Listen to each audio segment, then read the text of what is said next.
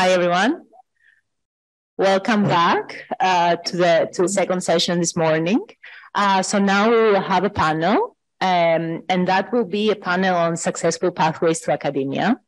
And I would like to introduce here three wonderful speakers. Dr. Ugri Mitra from University of Southern California, Dr. Xiaoli Ma from Georgia Tech, and Dr. Ana Perez from Centro Tecnològic de Comunicación de Catalunya. And thank you so much for being with us today.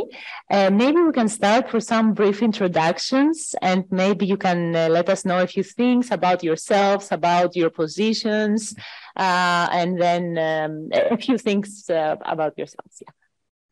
Yeah. Yeah. Hi, everyone. As he was commenting, now I am at the research center. It's CTTC, it's a research center on telecom, and I am the director there. But my academia path began in when I began the PhD. I finished it in '95. And then it was in the Universitat Politècnica de Catalunya, and I was lucky to do my academic career path there. So I did all the steps. I was assistant professor for 2 years, then associate professor for 9 years, and then in 2006, I became full professor there. Depending on the position, I had to compete with different peers. The full professorship, for instance, was competition with whole colleagues or candidates in whole Spain. And this depends on the country, this depends on the time, because laws change and different countries have different ways to make people compete. So it's not an easy path. And the only thing to enjoy it, because you should enjoy it, is to love studying and to love doing the things that you do. Of course, you want to go and progress, but it should not be the ultimate goal, because otherwise you may get, if you don't get the position, you may get depressed, and then you don't go forward. And you should go forward if you believe in yourself. So this is the academic part. Then I also try to cope my research with management, academic management part. So I was vice rector for research in the university, in the Technical University of Catalonia for 4 years. And and then I become, since 2 years ago, I am director of CTTC. So this is a little bit my path.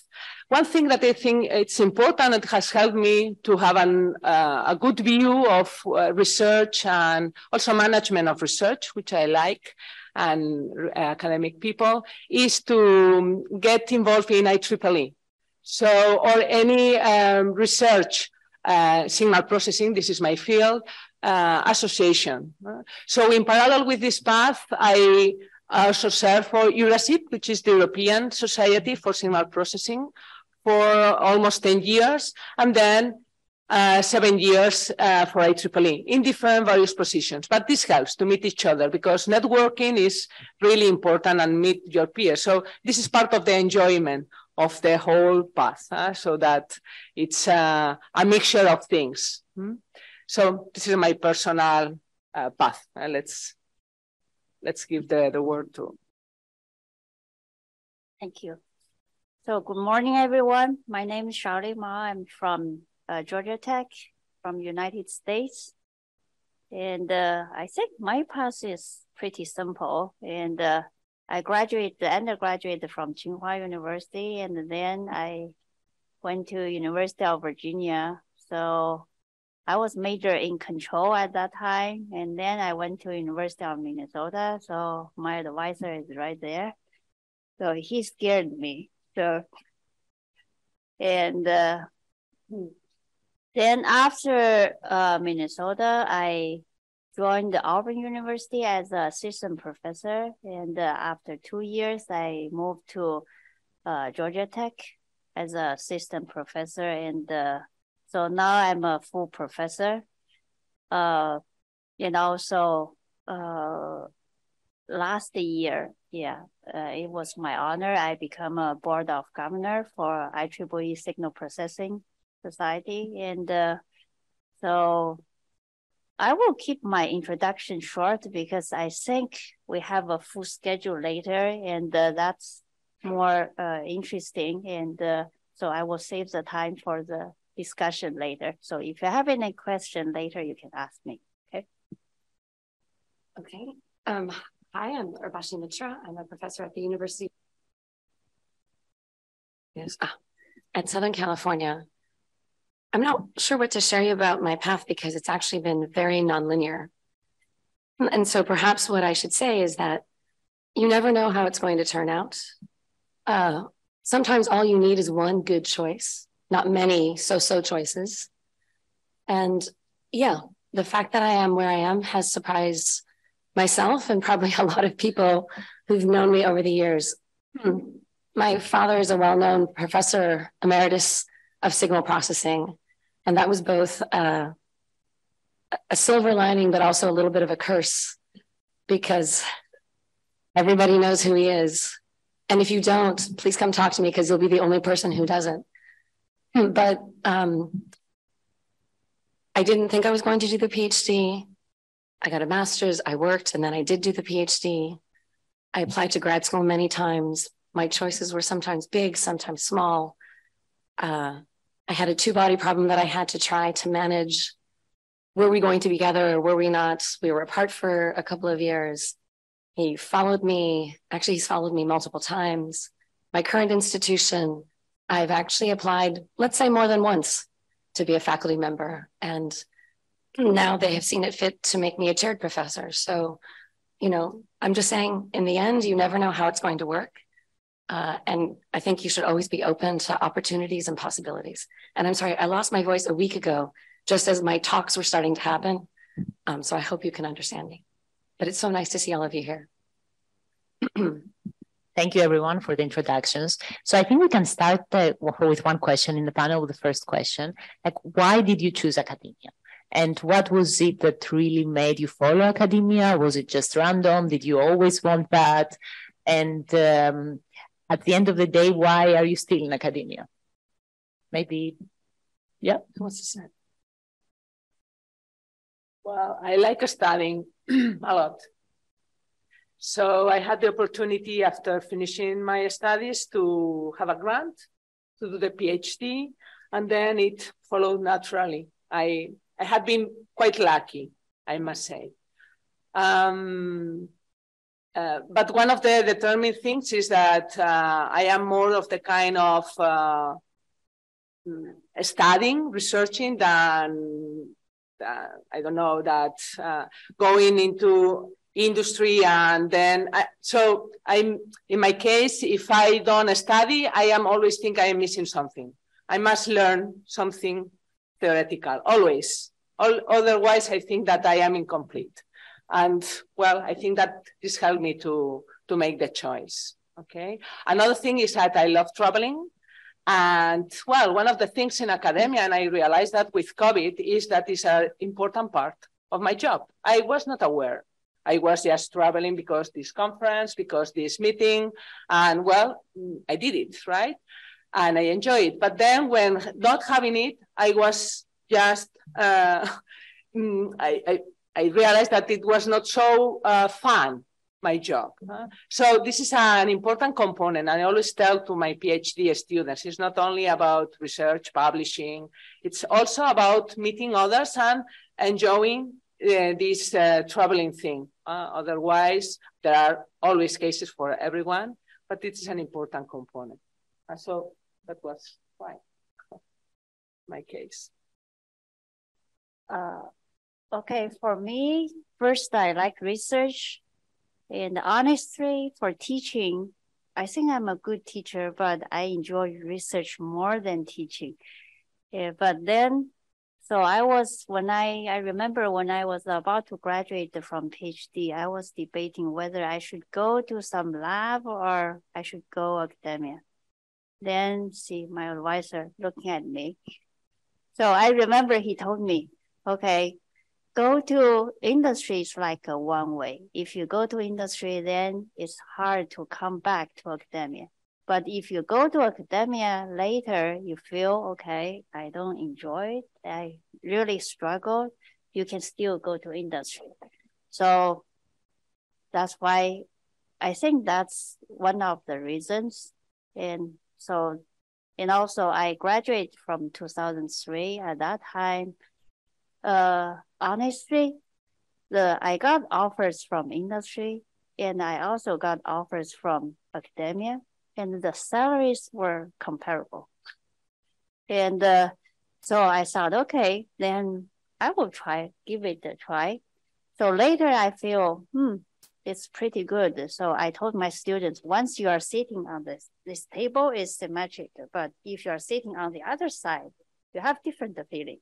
You know, okay, this work is not a 1 week work, it's 1 night work. So then later, and when I joined academia, I think I enjoyed more. And it's not for my own experience.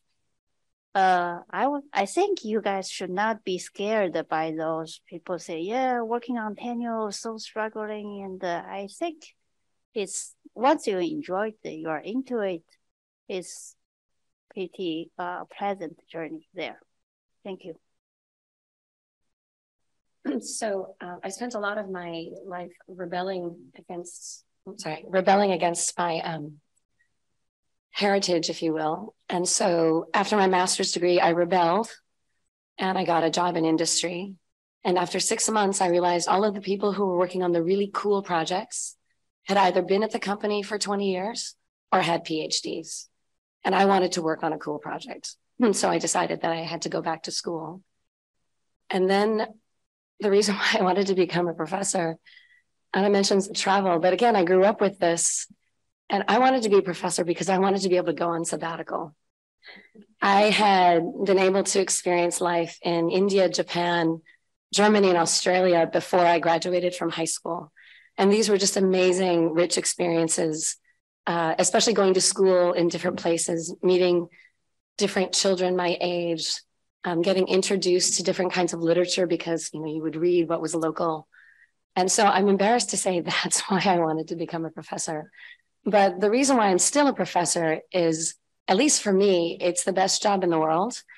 The freedom is unimaginable. Yes, what research you work on is market driven. Let's not be naive. If you want to work on something that was popular 40 years ago, you can do it, but you will be unfunded. But there's so many choices now, and especially for those of us that work in signal processing right now, signal processing plus anything, we can do it, right? So I collaborate with microbiologists. I have 2 grants on this with them. I work with chemical engineers. Actually, one of my students' papers on Friday is about column sampling based matrix completion, inspired by the problem that we're working on with the chemical engineers.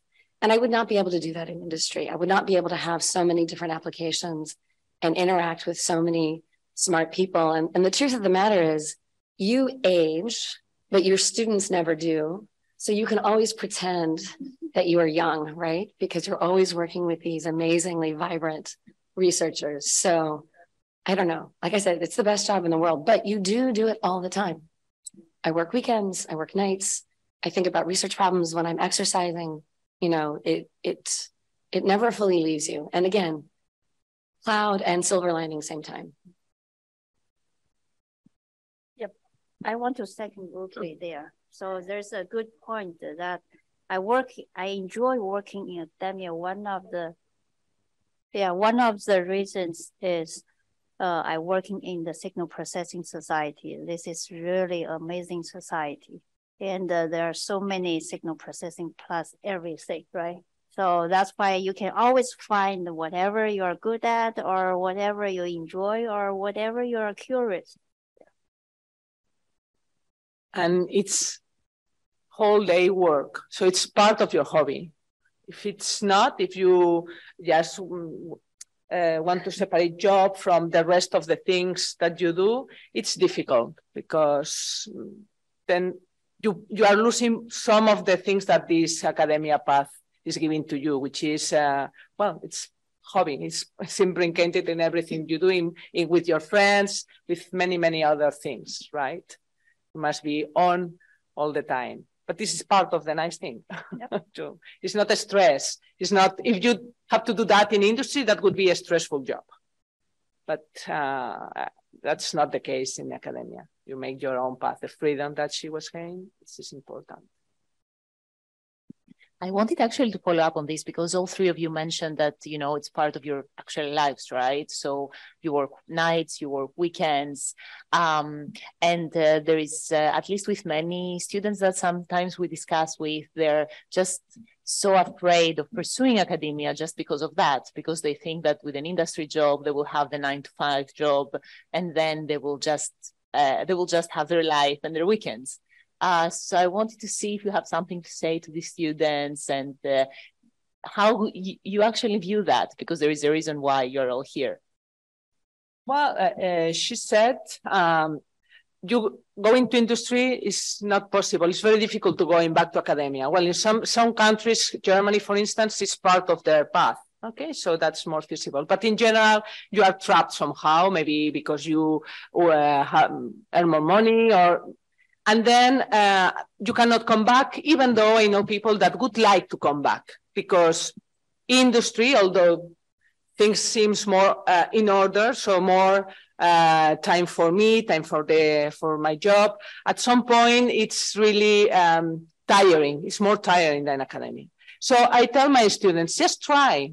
If you have the capacity, if you like to study, just try and do the PhD, and then you will have more things want to choose one path or the other. And you will realize, because it's very difficult otherwise to counteract this argument, right? That, well, in industry is, so this is just try and then decide by yourself, but now maybe it's too early. Of course, if you don't like research, if you don't like studying, then it's clear, right? It's not this argument, and the other thing is your family, your couple, you must understand that it's part of your hobby. It's part of yourself. If they don't understand that, then this is a problem, of course, right? You must educate them, but don't give up. Yeah, I think one thing is for this academic job is pretty flexible.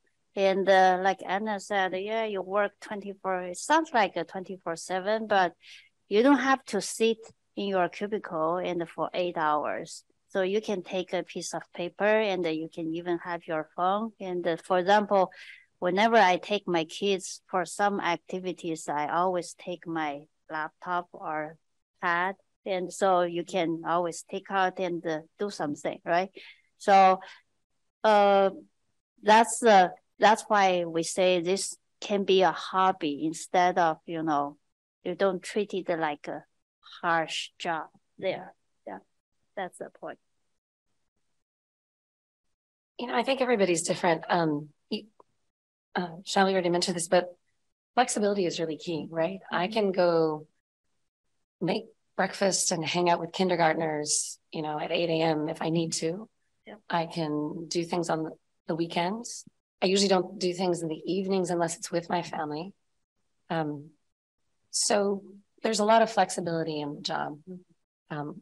But also, it's not that when we are, watching our kids play that we're like, oh my God, I need to work. It's more of, it's an opportunity to have kind of ideas flow. We were mentioning how things changed during COVID, and I will make a much more extreme statement. I was not as smart during COVID than I was before. Hopefully I'm getting smarter again, just because of the interaction with people, seeing other people's work. And I tell my students that, you go to a session and you think you want to see talks 1, 3, and 4. And then you realize it was talk number 2 that was really the most important one for your research. Or you're in talk number 5 and it's not what you wanted and your mind wanders. And it's during that wandering that maybe you get some new idea, right? So I think it's just that we have many more opportunities to be multitasking between the front task, washing the dishes, folding laundry, and the back task, which is there's this research problem that's been bugging me. And now maybe I see how to thread that needle. So, but it is, mean, it is an intense job. I mean, I can't say that's not true, you know, and I'm about to push a teenager out of the house, and I'm really looking forward to the mental cycles I will draw back, not because I'm not going to worry about him anymore, but I can't worry about him because he won't be in front of me in the same way. So maybe I'll worry about him once a week, you know, I'm kidding. But it's, yeah. I agree. Yeah. There's one period that when my kids were little, so I always, you know, left the office at 3 p.m. because I need to pick up the kids, right? And you have a full backpack. And then you just take the full backpack back home and they even not open. And next morning, take it back to the office.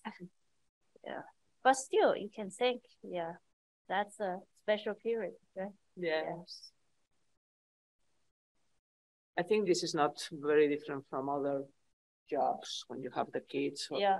So difficult. And actually, a comment I wanted to make is, I don't think a modern, exciting industry job is 9 to 5 anymore. Yeah. There's a reason why all of these companies have a gym on site, dry cleaners, buy you dinner. It means you never leave, right? And so, and I think this is true of any intellectually stimulating professional job. I mean, if you want a 9 to 5 job, you stop at your master's degree and you go, you do your programming, which is most of what us engineers do after an MS degree. And that's all you do. So I think it's a myth that somehow our jobs are that much harder. And we have other aspects that, again, are good or bad. Committee work. I don't think there's the same committee work in industry. You know, curriculum, promotion and tenure, these kinds of things. And again, pluses and minuses. Any committee I'm on that's across the university, I just never know who I'm going to meet. And I've developed collaborations from random people that I've met on these kinds of committees. It's enriching. Yeah. Yeah. It's enriching. It's got to be the right committee, though. Let me just, there are bad committees that you should never do, and there are good committees. Yeah. So in terms of committee work, since I think you have all been into hiring committees and new faculty hiring committees, just to get a little bit more practical here, what are the things that you are looking to see in a new candidate that you might be hiring into your institution? What are these important things that this person might be to make them a good candidate for an assistant professor job or a lecturer job? I think that's in Europe, right? Yes. Yeah. Well, good academic record, but it's not only this, the thing, committed person that is passionate about what she or he is doing and does it. It's not what in the CV, not what I will do, but the things that are in the CV are the things that you really have done and you'll master. Not just things that you just pass by and just a line in the CV. This is something that we can easily spot. So that could be, in my case, a sincere person devoted to what he or she is doing. And of course, with good outcomes. That would be, if it's in a competitive way, the better, the best, right? But this is it, passion and for what you want to do, and try to be somehow a sort of leading person, not just sitting down and because there's an interview phase also that it's important. So in this interview phase, it's good to have people that want to do proactively. So because in our work, there are many ideas. Many of them don't work, okay? But just have the courage to go for that. That's important, and you spot it in the interview and the line. So new things come from innovative people that are courageous enough to go for that. And if it doesn't work, okay, again, try another thing. So these are the values. It's not only just the CV lines, what I look for. Yep. I totally agree. In addition to those, I would add, for hiring for academia, we are looking for colleagues. So you should position yourself in this department or this school. So you don't want to step on other people's toes completely. You don't say, yeah, I want to replace her or him. And also you don't want to show, okay, I'm branding new. I create a brand new area. You should show some connections with other people. You also show that I will be a plus to this school or this department instead of, just overlap. So this is you need to somehow not overlap too much, no overlap. Yeah, people think, because I remember when I was interviewed and one of the committee members, he mentioned that she can talk. That's an important thing. So whenever you are going for an interview, you should prepare who you are going to talk and what he or she, or I should say his or her position in this school, and you should try to find the overlap and, as I mentioned, not step on other people's toes, but not totally no connection there. Yeah. So I have really strong opinions about this. I've been involved in hiring, I think only 1 year out of my 22, I have not been involved in hiring, including in sabbatical. I've been flown back home to take part in senior interviews. So let me take what Xiaoli said and rephrase it a little bit. We are always looking for people who complement us. If you are identical to one of us, then you're not adding value, right? Because we need to be growing. I think one of the challenges in current times, especially for those of us that work in signal processing, is, are we machine learning people? Do we try to make ourselves look like machine learning people? Or are we what I call, I think, our family of signal processing people, model-based machine learning people, right? And this is a very thin line, and I don't know what the right answer is, having gone through hiring recently. I personally don't care if you've written a bunch of ICML papers or NERVS papers, but I am going to read your TSP papers. And not every university does this, but I think it's really important because this is how you distinguish between the quantity versus quality. If there are 5 papers that are epsilon differences of each other and they somehow manage to get all 5 published, I'm not sure you're the person I want to hire, because I don't want you to teach that to our students. I want us to be working on, okay, first ideas are not always big, but ideas that are expanding and evolving. And so I think it's really important to balance these things. And I will tell you that not everyone's looking for 25 papers or 10 NERVS ICML papers. And you should be who you are. To put yourself forward as, I'm a machine learning person when you're not, that's not the right move. So yeah, I mean, we can talk about interviewing later, but just getting to the table. And you do want to think about the fact that there are going to be certain trends and topics. Do you have to embrace them wholly? Well, if you did naturally as part of your PhD, absolutely. But if you didn't, you still need to be able to show how you add value, how you're working on something modern, and how you have a vision for what you're going to do next. So Sid Burris, who sadly is no longer with us, gave me the following advice.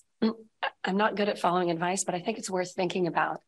And he said that in his career, he always tried to look at his research portfolio in thirds. 1/3 is what you're known for and you're building on it, right? So you do some of the older stuff. 1/3 is your current, new, interesting thing. And 1/3 is be radical, be crazy, explore, so that you're then positioned, to do the shift register to what the next recent, current, future thing is. I don't know if I've ever divided my career that way or my portfolio, but it is a very interesting thing to think about, right? In terms of, and I think that the important part is make sure there's always something a little radical that you're thinking about. And certainly with my strange applications, underwater acoustic communications, microbial communities, and now chemical engineering, at least I know when I'm putting forth some of my proposals to my major agencies, everyone's doing, machine learning plus, and I've got something different. And as a reader of proposals, I always want the different proposal to be a good one because I don't know, I want to kind of reward the person that's not following the pack. And in case, of course, you're leading the pack, then, go for it. But sometimes being a little bit different pays off. Thank you.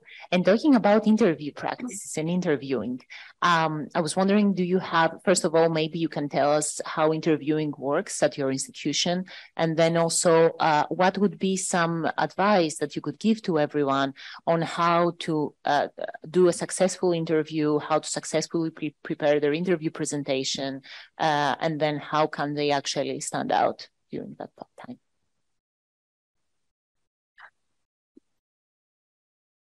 Well, in my research center, the interview, there is a 10 minutes presentation. The candidate can present her, himself, and the work, and then open questions.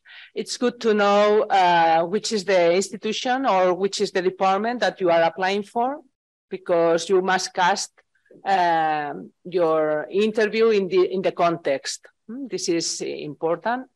Also know to whom you are going to talk to, who is going to interview. This is also very important.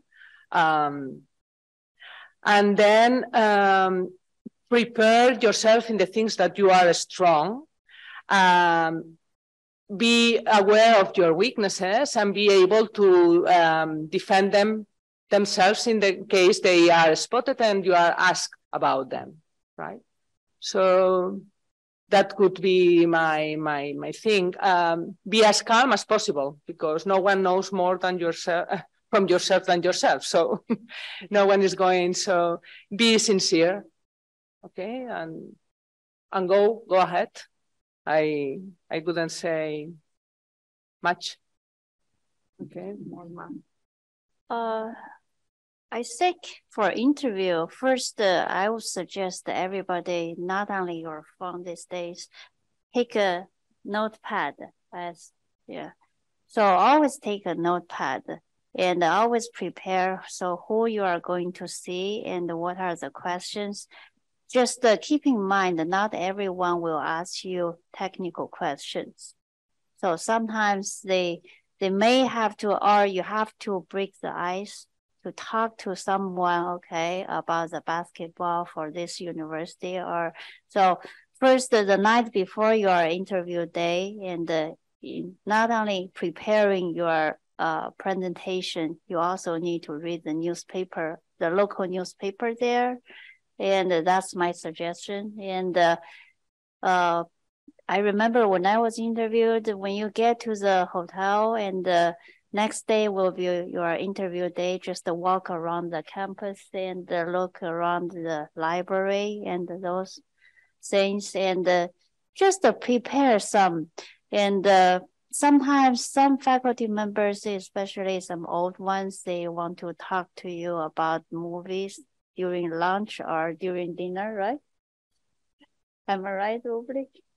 Oh, yeah. So all these things. So I don't want you. So there's a one point I want to make one point clear here is, don't just fill your mind full of technical things. Whenever people talk to you, you're people with 24 hours, right? And you need to have your regular life. So people will ask your hobbies and all these things. Just be prepared for those aspects. Yeah. So great advice from both Anna and Shelley. Let me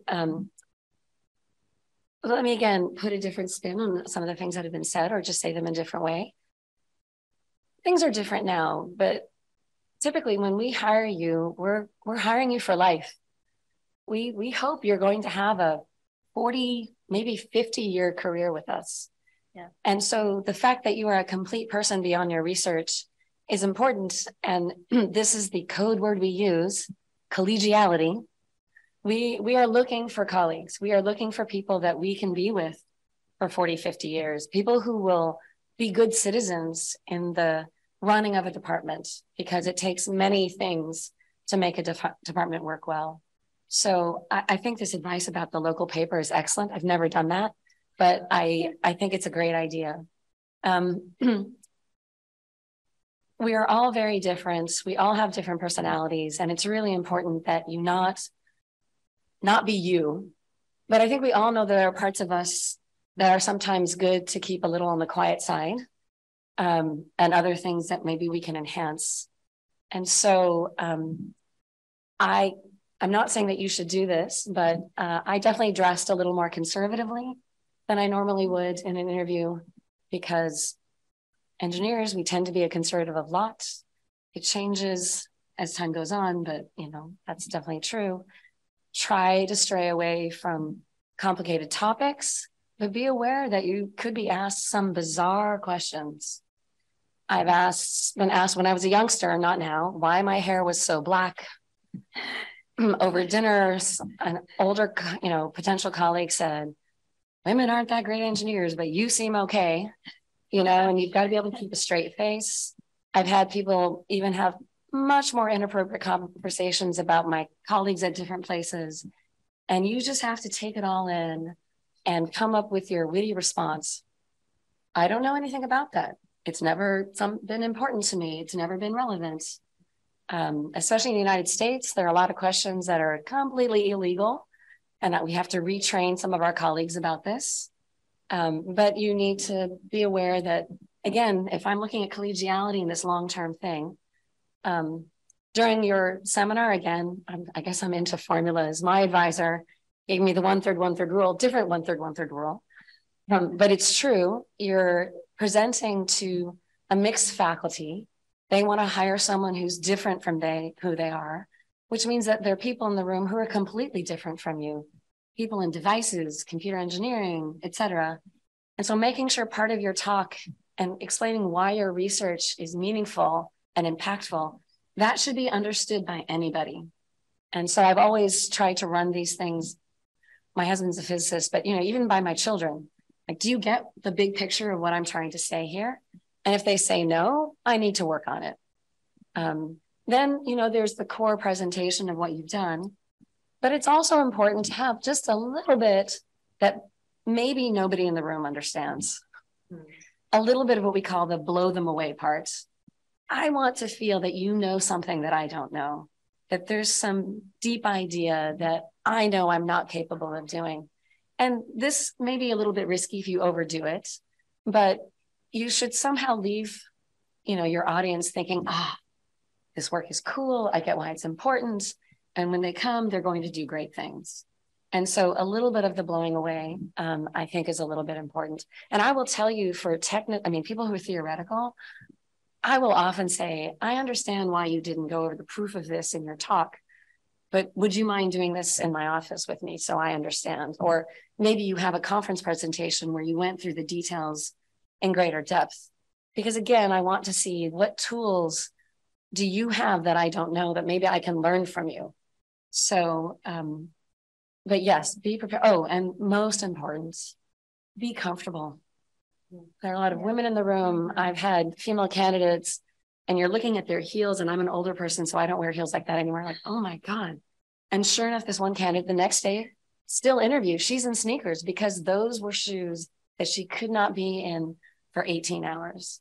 And so, wear something professional, make sure it fits you. Don't go for the first suit that you find. Most stores have people that will help you. We all have the friend that's the classy dresser. Drag them with you and just make sure you have that one outfit that embodies professionalism, speaks to who you are, but that if you're in for 18 hours, or it could be 20 hours, right? Because you left at 5 a.m. to catch that flight. It got delayed. You missed your connection, but you still have to go to dinner, with the people that are taking you out to dinner. And so contingencies, backup, carry on so that you have things in case. And then sometimes it doesn't work. You're giving that talk in your jeans and your sneakers, and you just got to go with it. And speaking about illegal questions in the interviews, because I'm not sure if everybody knows what might be these types of questions, maybe would you like us to provide a few examples? I know that things might be different between different countries, but I think there are sometimes that people do not realize that they're being asked an illegal question, and how should they actually respond to that?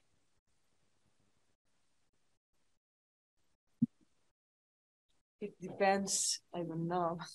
You want maybe you have some. What do you define as a little question? I mean, again, someone out of your area there may not ask you technical things. What do you want to teach? Are you going to create a new course?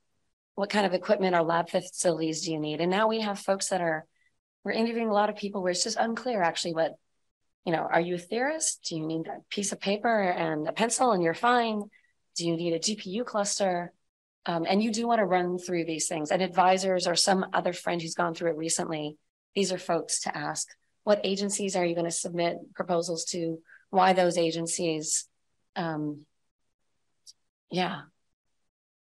one classical question is, what's your goal for this recent 5 years? So this sounds that's a crazy question for the record. I couldn't tell you what my goals are for the next 5 years. Yeah. But we still ask them, right? So but that's why I said it's a classic question. This can be a very tough question because you cannot say too big. They will say, after maybe 50 years, you cannot reach it. You cannot say, maybe 5 months, you can finish it. So you have to plan. I know everybody, when you give the presentation, you have your future and you have the proposal and everything, your research direction in mind. But you have to somehow prepare 1 or 2 problems, be specific, so that at least I think I have seen this question several times, right? Yeah. Oh, yeah, no. This type of question. Yeah. Absolutely. Yeah. Also, sometimes, and this is one of those indirect questions that's also not fair, but it's good to think about. So I'll just phrase it in the context of my institution. Why do you think USC would be a good place for you? Yeah, that's another. Right. Again, if you're a real outlier, you do want to think about this a little bit. Yeah. And it's also okay for you to ask these kinds of questions like, oh, I noticed that your department is really applied. Mm-hmm. How do you think a theorist like myself would fit in? Yep. But this question goes back to the thing we talked about earlier. You need to find your position in this particular department or school. Oh, that was really informative. Thank you.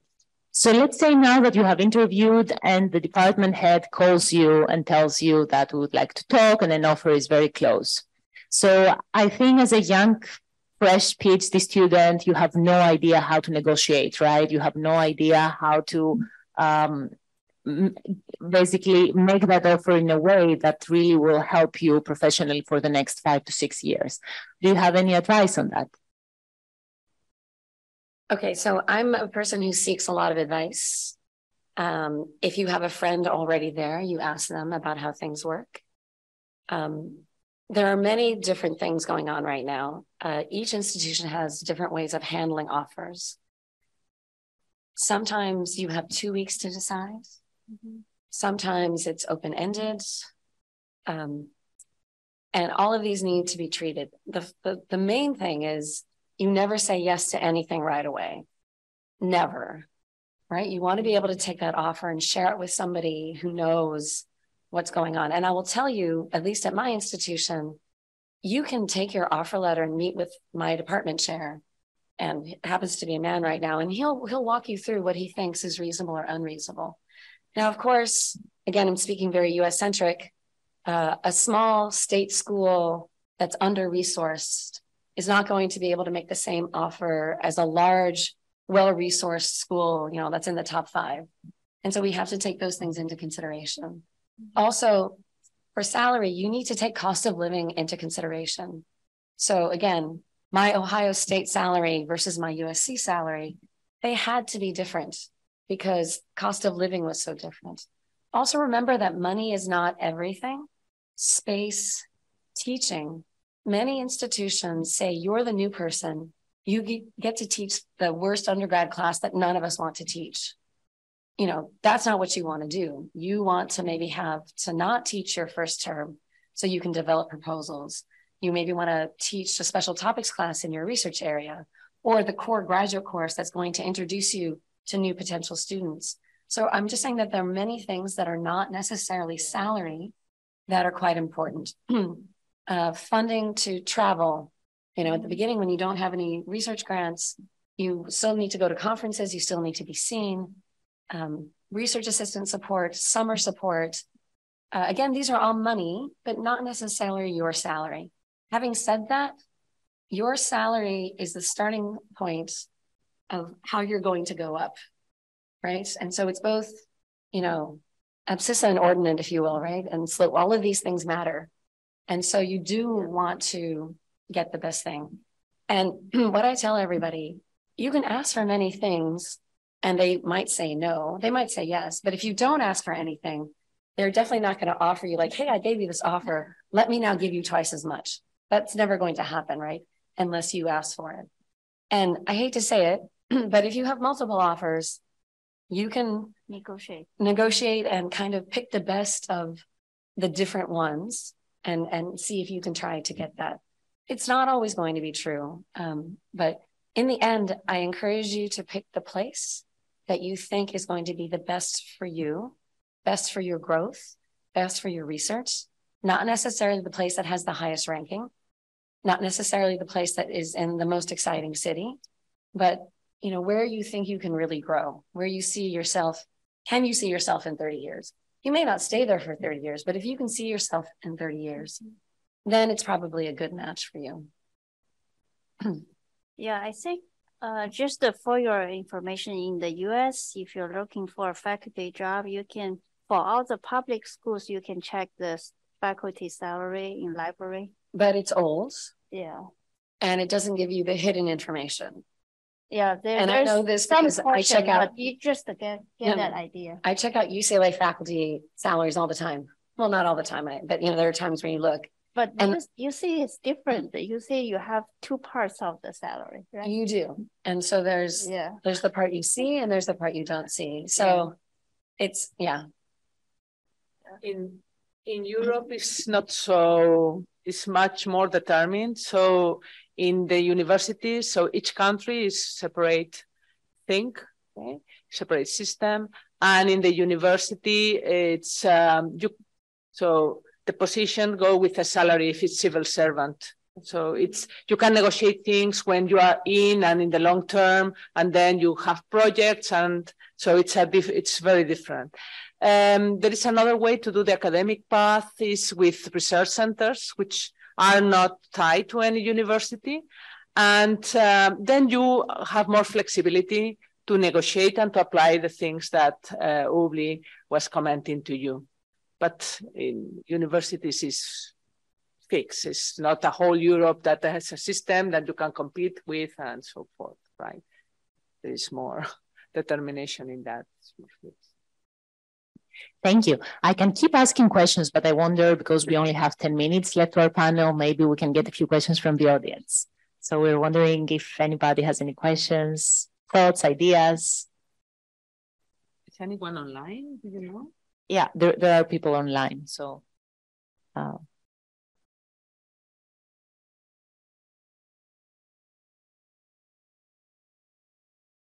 okay, I can keep asking questions then, I guess. Yeah. Maybe you can also introduce yourself as well. Thank you. First of all, I think this is a very good discussion. I happen to walk into this door without knowing what is happening here. So I'm glad I actually came, and I think that's what I was telling one of my friends too. I think I'm probably different to the scope of this discussion. I'm already in industry working with Amazon. But I think I wanted to speak about one thing that has silently been pushed under the rug. I think one of you mentioned a few years back, the pay was comparative to both industry and academia. But today, I don't think that's the case anymore. So there are other factors such as socio-economic factors which might influence the students to make up that choice of career. And what do you have to say about that? No, I think you're absolutely right. Having said that, certainly at this signal processing machine learning interface, we are interviewing a bunch of people from industry. In fact, one just accepted. They were working at Google. Great job, publishing a lot, so clearly giving a lot of freedom. And yet there's something about the pull of choosing your own problems, right? And being able to decide what you work on. And also the interaction with students. And you could see that this particular candidate had worked with interns over the summer, but that's very different from, and I have to be careful because in the end, it's the student who's most in control of their growth and their research. But we still like to feel as advisors that we're helping to, grow people, right? Watering, fertilizing, that kind of thing. And it's an amazing experience to see someone start perhaps, really great book smarts, but also then develop research smarts. And again, there's other perks too. Sabbaticals, summers are very flexible. I have lots of colleagues that will often visit different institutes every summer. Again, I work at a private school, so the other perk, although I'm not taking advantage of it this year, is free tuition for my children since I've vested. So I'm just saying there are a lot of these hard to quantify, although the tuition is very easy to quantify, elements of being in academia and being in a research organization where you get to choose everything. And I also choose who I work with, which is not always true in industry where the team is put together for you. One of my best PhDs is also at Amazon right now. And, not working on what he thought he was going to be working on. Person who hired him left. I think you know who I'm talking about.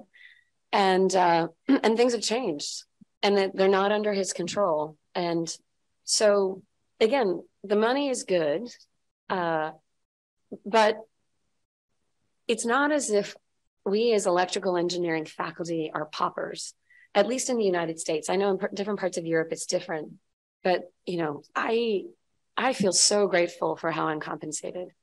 I don't live large, but I think we can all manage. It's not as if, you have an English literature degree and you're, worrying about what you're going to do. So, but I think it's the intellectual freedom, the ability to do things like teach, do novel research, interact with whomever you want to, and just be exposed also to a diversity of people. In your job, I don't know if you meet English professors or chemistry professors, and they're amazing, and they all have interesting things to offer. And I get to go to all of these great talks on campus. Again, I get to choose. Do I want to go see something in math, industrial systems engineering, or do I want to see if I understand this talk in history or art history? It's like this entire universe is always open to you, and it's very rich, including cultural events. We have something at USC called Visions and Voices, where amazing artists are brought on campus. It's free to anyone on campus. You just got to go pick up a ticket. I've seen great writers, dance performances, and that is not part of the industry universe. Oh. Continuous learning is important. I don't know if in industry you can develop it so much. You learn life, right, everywhere, but learning and studying, this is part of your job in academia and in industry. You must be very lucky if you can develop these assets, these access. Yeah. I think we have time for a few more questions. Great. Hi, I was wondering if you guys had any advice about postdocs, like whether you should take one or when you should consider taking one, especially with like the comment that was just made, like doing an industry sort of postdoc or like a research and development center postdoc versus a academic postdoc. Like, just wanted to get your read on the situation. Yeah, I think things have changed a lot from when I got my degree. I went straight into a professor position. Also, I don't know if it's just the pandemic, but people are taking a lot longer to complete their PhDs. And so I see folks routinely with 6 and 7 year PhDs. I would say consider both. Yes. If you want to do academia. I think if you take a postdoc, now there's so many different kinds, even in industry. You just want to make sure you're actively working on research and publishing. but I don't think there's a stigma at all, especially in the work that we do. You know, if you're working with the right researchers at Amazon or Microsoft, NVIDIA, I mean, and so let's keep on publishing. Yeah, that's super important. Also, I tell this to my own postdocs, that one of the things that you have to do in your postdoc is you have to develop your brand. Mm-hmm. You need to be learning something new, otherwise you're just the same person. But if it's too radical from what you've done before, sometimes it's hard to get yourself established. But we want to hire someone who's expert in something, right? And so if you have one paper here, one paper there, it's hard to come up and say, I'm an expert in this topic because I only have one paper in this topic. So whatever that, I mean, and I apologize for using this kind of LA language, but you need to know what your brand is. And if you think about it, your brand is also part of your elevator pitch, right? And I'm sure you've heard about this. And you're going to be in elevators and hallways for the next 5 days, right? Do you have your pitch figured out? Are you going to go up to people that are at universities that look interesting to you, ask them about their research? And if they're a decent human being, and most of us are, I can guarantee you they're going to ask you, what do you do? And so you want to be able to have that, 30-second to 2-minute discussion. But yeah, what's your brand? What's the one-liner about what you do? And what's the one-liner you want to develop? Like, I've picked you as a postdoc advisor because I want to do X. And you might have to push against that advisor because that advisor sees you as a paper publishing machine, right? I have this amazing smart person because you can do anything. And I made this mistake. So I'm saying this as someone who, after the fact, kind of hit my hand on my forehead and said, I did this incorrectly. Because the postdoc would keep coming in with a new paper. Like, he'd listen to a student give a talk. 2 months later, it's like, yeah, I was thinking about it. It was cool. Here's the paper. And I let him do it. And that was a mistake on my part. And so I never do that anymore.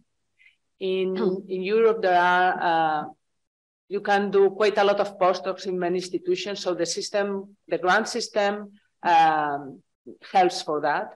And the usual thing is what she was commenting is publishing, no matter the topic, but I get the grant and I think this is a mistake because postdoc means to develop a specific grant, specific topic. So be more careful with that, not just to get the grant.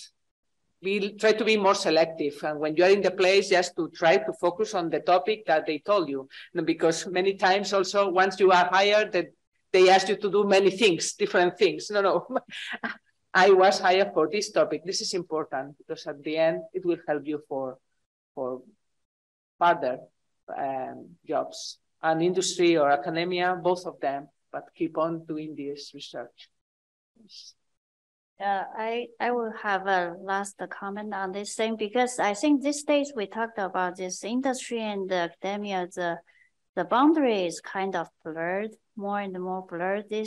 So that's why, and I think more and more people, they take postdoc as a transition time for yourself to try to see whether I want to go academia or I want to go industry. Because postdoc position, you can have more opportunities to collaborate with industry and even work on some startups of your advisor or try different labs or try different universities to see whether I really later I want to go academia or industry.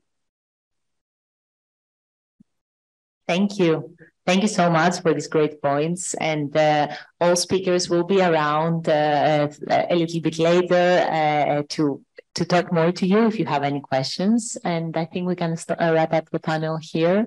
Thank you so much. Thank you so much for having us. This was great. Thank you all. Okay. So we are having lunch at noon. Before doing that, maybe we can do a round of introductions across the room. Do you think that would be good? Yeah. So maybe we'll just pass the microphone around the room for the next 5 minutes so that we can do introductions with everybody. Yeah. Could we see the Zoom attendees there? Okay. I'm not sure. Can people talk over Zoom? Μπορούν να μιλήσουν από το Zoom. Okay. Okay. So I think we can start with Zoom. I think we have 3 people who are attendees. And you can unmute yourselves or write over chat. We have, I'm trying to see here, Chingmukin Nolak, if you would like to introduce yourself. Okay, I'll just be going down. Koshani. Hi, I'm Koshani. I'm from India. I'm working in the Indian Institute of Technology, Bombay. And I'm working in the area of signal processing, mostly in sampling theory. Thank you. Mohsen?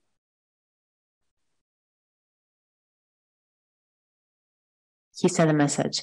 Yeah, you can write if you would like. And we also have Rosa.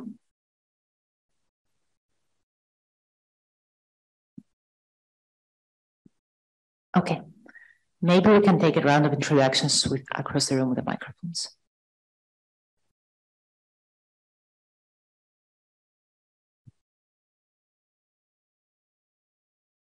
Hi everyone, this is Mobina Mobaraki. I'm a PhD candidate and I study at the University of British Columbia in Vancouver.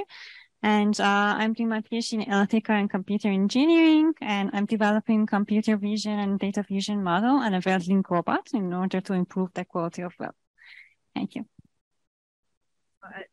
Maybe you can tell us if you have applied for the travel grant. You know, the Signal Processing Society is going to give travel grants to workshop attendees.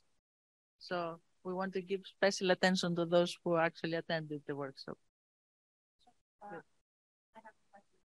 Okay. I'm Athena Petropoulou, faculty at Rutgers University. I am Salamata Konate. I'm doing a PhD in Australia. I'm French. I'm doing a PhD in Australia about interpretability of machine learning. And I'm about to finish sometime soon, hopefully.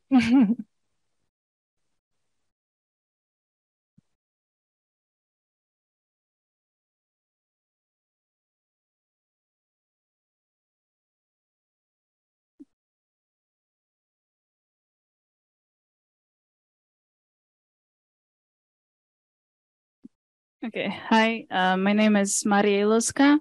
I'm at Stony Brook University and I'm also a PhD candidate in signal processing course. And I'm working on sequential Monte Carlo methods and Markov chain Monte Carlo methods. And I'm also very close to finishing my degree. So I'm excited about that.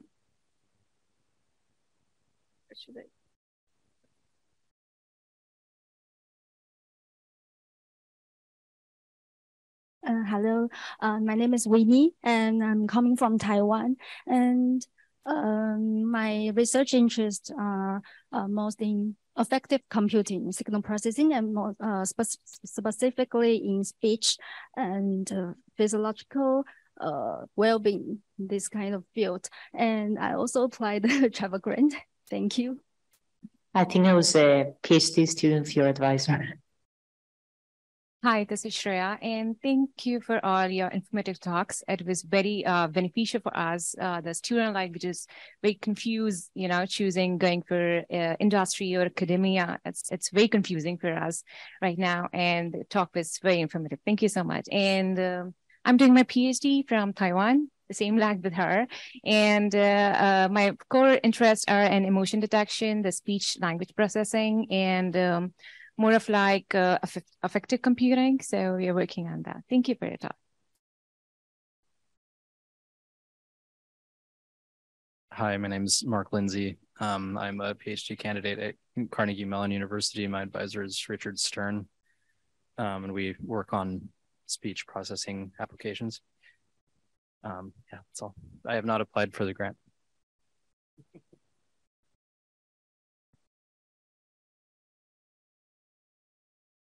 Hi, I am Ashwini. I'm coming from India, Indraprastha Institute of Information Technology, New Delhi.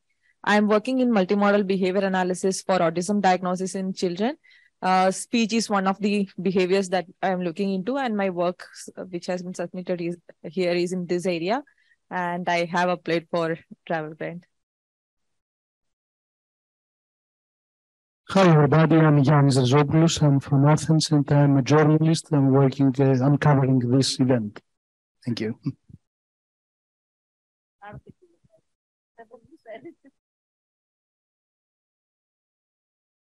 Hello, I'm Hagit Messer from Tel Aviv University, Israel. I wish I would have been a graduate student again, but I'm here because I very much support young female and diversity in signal processing for many years, Latina and some of the colleagues. So it's great to see you all here. Hi, I'm Ranjita. I'm here from IIIT Delhi, which is again Indraprastha Institute of Information Technology Delhi. I'm already a faculty, so I cleared a few of the hurdles that you guys mentioned, but I'm here more to find out what I should advise my students, right? So nobody's close to graduation. I just started my career. It's been 3 years since I'm there. I met Athina last year, and she's also been very supportive to the Delhi chapter SPS. I'm also the vice president there. So thank you. It was a wonderful session. I wish I could attend from the beginning. But this workshop, I think, also helps people like us who have probably just started out there. And I was not sure if we could register, but I encouraged some of my students to come here. So thank you. Thank you for this session. Yeah. So yeah, I forgot to mention, I work in areas of federated learning and explainable AI. Slowly moving from, working in between signal processing and machine learning. Thank you. My name is Ashank. Like I was saying earlier, I'm currently working with Amazon. Before that, I graduated with my master's from USC. My interest have been signal processing, but then I did an internship at IIT Gauhati. And that's when I actually worked on children's speech. So then my interest gravitated with speech, and currently I'm working on cue spotting. So that's been my journey from signal processing all the way to speech, and currently with the fusion of ML, DL, and speech. So I think I apologize for being the odd one out. I didn't know this was a student-only session or something. So I came with zero expectations, but thanks. Hi there, I'm Evita Fotinea from Institute for Language and Speech Processing at Athena Research Center. I'm really glad to be here and participate here. We have colleagues all over. I haven't applied for that. I do sign language technologies and DSP and communication stuff. I'm an electrical and computer engineer. And I'm really happy to be here with you.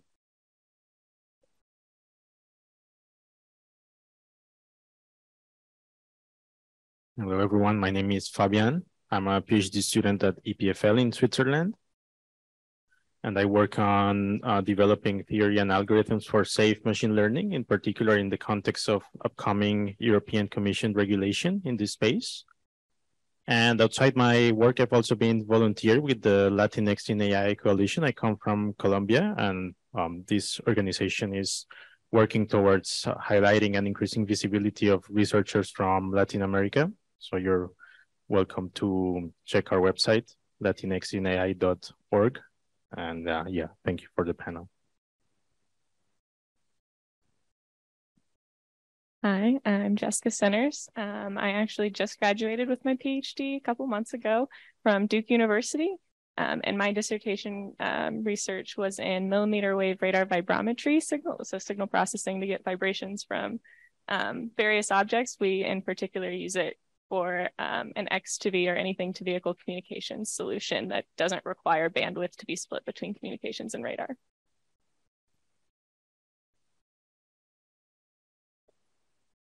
Hi, everybody. My name is Mo Zhou, and I am a postdoc in Aalborg University from Denmark. So I work in the statistics signal processing. So I have a PhD in mathematics and statistics. It's nice to be here.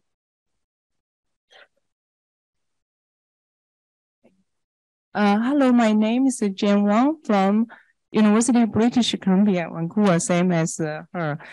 So I'm not a graduate student anymore, too bad. So that's why I didn't apply for the travel grant. But still, I like to attend this wonderful event because it's really great to see really like role models all the time. And also it's great to see graduate students, young students. It makes me feel very young. So yeah. So hello, everyone. I'm Dharini Raghavan. I'm from Ramaiah Institute of Technology, India. So I'm currently in my final year of undergraduate studies. So my core interests are in signal processing, image signal processing, and computer vision in specific. Thank you. Yes. Good afternoon, everyone. I'm Setu Selvi. I'm professor in Ramaiah Institute of Technology, Department of Electronics and Communication for the past 20 years. So I'm here to present a paper with my student, Dharini. Good to be here. Thank you.